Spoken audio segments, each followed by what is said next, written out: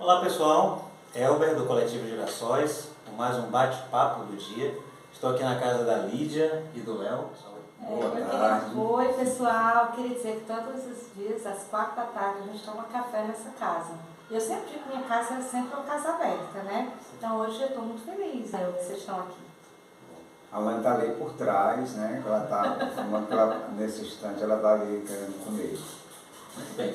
E a gente traz de novo, né, essas temáticas que são espiritismo, política, né, e esse ano de 2022, essa associação. E eu já jogo a pergunta para vocês, né? Léo, Lídia, como é que vocês veem, né? A gente está nessa discussão do posicionamento do espiritismo, né, com esses vieses, progressista, conservador. Como é que a gente vê o movimento espírita no nosso continente, né, e no mundo? Existe essa dualidade, essa polaridade? Como é que vocês trazem essa questão para a gente? Mas aí, Léo, tu estava falando aí do Leon Denis? Eu estava lembrando, né? A gente lembrava aqui que Leon Denis já havia trazido essa discussão, né, a partir de um livro que é um marco, né, que é Socialismo e Espiritismo, onde ele se declara socialista. Então ele narra, né, que fez parte do Partido Socialista da época. Isso é uma coisa interessante. E depois Denis sai, né, por conta de um certo radicalismo, né, e aí ele narra, né, algumas tendências, de algum modo, de um pensamento mais violento, que ele acha que não pactuava com o ideal espírita, né? Mas lança esse livro, Socialismo e Espiritismo, e discute os pontos que convergem, né? Não dá para a gente perceber, né, resgatando um pouco essas obras e esses autores, que existia esse tipo de dualidade que a gente está vivendo hoje. Né? O que parece, inclusive pelas falas de Allan Kardec, né, em algum momento está lá na Gênese, e a nova geração, né, da aliança do espiritismo, dos espíritas, né, com os homens, ele diz, de progresso do seu tempo. Parecia que estava claro, né, que o espiritismo tinha esse viés progressista, e não havia uma dualidade, não havia dúvida, né, de que o espiritismo se aliava, né, com os temas progressistas do seu tempo. Eu acho até, para acrescentar aí, porque eu acho que o enfoque principal desde Kardec são os princípios, né? Quer dizer, antes de que sejam programas partidários, existem princípios partidários, existem princípios na política. Então, assim, se a gente trazendo para o cenário atual, né? Quer dizer, você vê um político que não tem princípios, né? A gente viveu outras fases na política desde a redemocratização, que para mim, né, que sempre militei mais assim, digamos assim, a favor dos partidos de esquerda, mas Fernando Henrique, Itamar Franco, eram homens que tinham determinados princípios, e esses princípios, eles não destoavam de forma tão violenta daquilo que a gente pode chamar do bem comum, né? Quer dizer, havia um espírito republicano. Então eu acho que o problema hoje está tão grave, porque o bolsonarismo não tem princípio algum. Eles não têm princípio porque eles só têm uma máquina utilitária de fazer coisas travestido, né, de um moralismo, que é um moralismo violento, um moralismo desproporcional, digamos assim, e completamente deturpado. Por isso, eu acho que isso que o Léo falou aí, que quando lembra de Denise, a gente pode lembrar de vários outros homens do seu tempo, que eram pessoas que tinham posição, que têm que ter posição. Deixa eu aproveitar essa fala para perguntar, né? A gente tem assistido dois fenômenos interessantes. O primeiro, um esvaziamento, né? E até certa forma uma fuga, inclusive, de visibilidade, de audiência, nos canais e até onde aparece, né, o tal do mandatário do país. Mas a gente sabe que três grandes grupos participaram muito desse processo, né? O Banco, a Bíblia e a Bala. Então a gente teve a participação de grupos militares, de Farias Limers, e até mesmo de alguns setores de algumas religiões. Vocês acham que o campo progressista ele está conseguindo avançar de alguma forma na intenção das pessoas porque elas têm memória de um passado recente em que a situação delas foi melhor, ou elas estão realmente cansadas, já perceberam o risco que é continuar nesse movimento fascista que a gente entrou em 2018?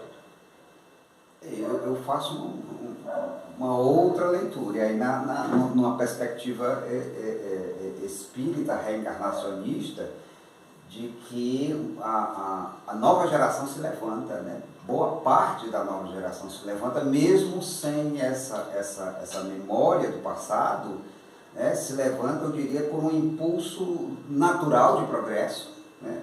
Porque, se a gente pensar, porque já traz isso, porque também já viveu os séculos, né, disso, né, dos fascismos e dos regimes totalitários, e em algum momento traz a perspectiva do mundo novo, né? Dentro dessa lógica que eu estou querendo trazer, que Kardec pensava que era a nova geração que surgia com ideias novas para um processo de renovação.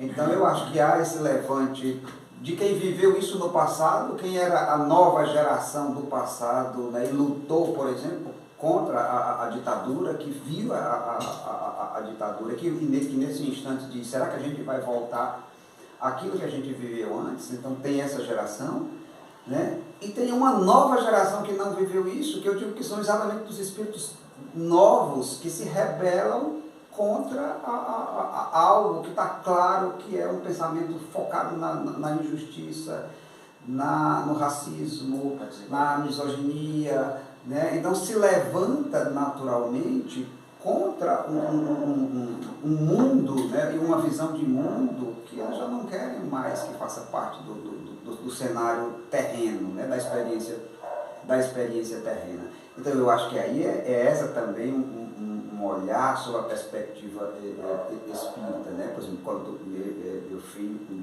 17 anos ou 16 anos não aceita nenhum tipo de ideia desse governo, mesmo que não tenha vivido e não tenha vivido no passado, assim, por um processo natural, né?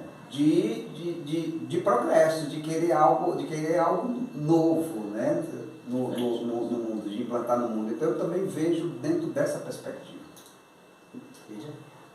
Não, é só para acrescentar de que outro dia eu estava numa palestra, que eu usei a metáfora assim, de que o velho não quer abrir espaço para o novo, né? Mas quando o Léo estava falando, eu estava me lembrando, mas você tem jovens também com visões completamente deturpadas, né? Tem, infelizmente. E há uma juventude aí comungando com o bolsonarismo, inclusive gente que se diz espírita, infelizmente. Mas é porque eu penso que a gente está vivendo um tempo que ele é tão estranho que é como se muitas coisas ficassem com uma espécie de sombra, uma névoa. O novo e o velho estão convivendo. E aí, o velho não quer dar espaço para o novo, né? A gente até conversava isso semana passada, né? Semana passada não, agora, quarta-feira. E dizendo que enquanto essa fase vem, que é uma fase de transição, as coisas estão baldeadas. Às vezes a gente fica achando que o mal está tomando conta do mundo, mas não está. Eu tenho muita impressão de que essas pessoas, esses religiosos que estão na política, eles estão agindo de uma distorção tão brutal do que são os princípios cristãos e o que é essencialmente Deus, né? Que beira assim uma irracionalidade, né? É aí que eu penso que a ideia de progresso pode pegar, porque a gente pode pensar o progresso não apenas como um mundo novo que vem, mas um ganho civilizatório. Então a gente já ganhou, todas essas conquistas civilizatórias que a gente já tem, a gente não vai perdê-las, elas estão. Lembra Léo Denis falando daquela metáfora da onda, né? O progresso é como onda que vai, que vem e que ora, quando você tem determinados recuos, parece que está tendo um retrocesso. Mas não é um retrocesso. né? A gente não vai perder, a gente está com um choque civilizatório. Essa casa, a família de vocês, tem uma atuação, ela se destaca, né? Ela se forma e ela se identifica com uma atuação muito forte, né? De uma militância, de um ativismo mesmo social. A gente tem uma perspectiva, né, um prognóstico meio ruim, de pegar uma terra arrasada de 2022 para 2023, que seja quem for que vier na sucessão. Como que o movimento social e como que o espiritismo pode colaborar, ou deve colaborar, se esse fosse o papel, para a gente reconstruir? E o que a gente pode tirar, né, de resiliência disso que a gente está vivendo agora? Lígia? Eu acho que 2022 não vai ser fácil. Eu acho que não vai ser fácil e a gente vai ter um ano... eu não sou assim, sabe, assim, esperançosa com relação ao próximo ano. Eu acho que a gente ainda vai continuar vivendo um sofrimento grande. Mas, por outro lado, eu estou muito esperançosa na juventude, sabe? E é isso que você falou, é interessante. A minha casa é uma casa progressista, né?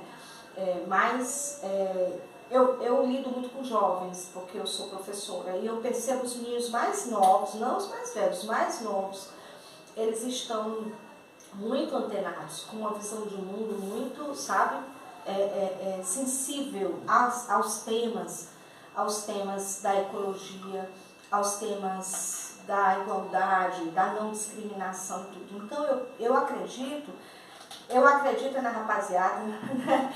Como dizia o Gonzaguinha, né? Eu acredito na rapaziada. Então eu acho que a gente vai fazer diferente em 2022. Eu acredito que Lula é a solução para 2022 e eu acredito que a gente vai vir com essa esperança, sabe? O Lula ele toca o nosso coração, ele acende uma esperança dentro da gente. E aí, essa esperança que a gente não pode deixar a juventude perder. E eu vou para a rua, nossa casa vai para a rua, e os nossos filhos espero que nos acompanhem na rua, e eu quero muito encontrar jovens lá, e a garotada toda, né, para que a gente possa mudar essa face. Léo, para concluir rapidamente. Eu volto a pensar em Kardec, né, quando diz que não obrigatoriamente a renovação social nasceria do espiritismo, mas que os espíritas se aliariam com os progressistas do seu tempo. Então, eu acho que isso tem um sentido, né, da gente visualizar quem são as mulheres e os homens, né, do progresso de um novo mundo, né, e se de fato essa renovação não nasce, que eu também acho, e aí que pode nascer sim, né, dialogando com Kardec pode nascer, mas se a gente ainda não tem as forças para criar essa renovação no seio do próprio movimento espírita, que os espíritas se aliem com os progressistas do seu tempo que estão aí, que são os espíritos novos da renovação do mundo.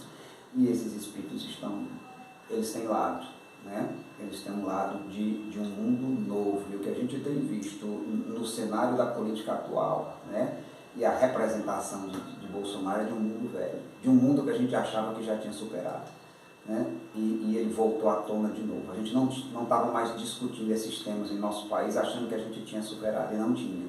Quando esse homem se apresenta, né, como porta-voz de todos esses temas atrasados, ele ganha adeptos, né, com relação a ele. Então, tem uma batalha aí pela frente, e é nessa aliança dessa nova geração, né, aqui plagiando Allan Kardec.